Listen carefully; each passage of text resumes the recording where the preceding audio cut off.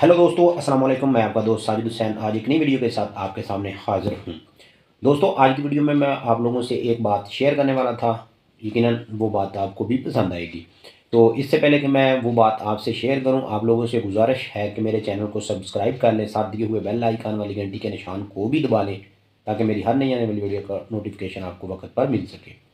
तो कौन सी बात मैं आपके लिए लेके आया हूँ, कौन सी बात आपसे शेयर करने वाला हूँ। बात छोटी है लेकिन बहुत अच्छी है, आप लोगों से शेयर करना मैंने मुनासिब समझा।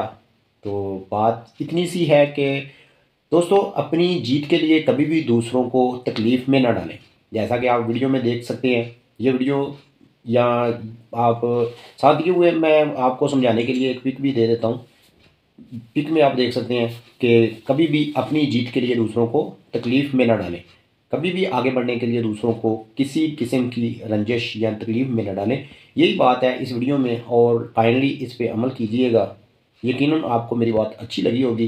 पिक्चर में कुछ लोग देख के इस बात को बखूबी समझ जाएंगे। तो चलें, इसी के साथ मुझे दीजिए इजाज़त। अपना और अपने बर्ड्स का रखिएगा बहुत सा ख्याल। अल्लाह हाफिज़।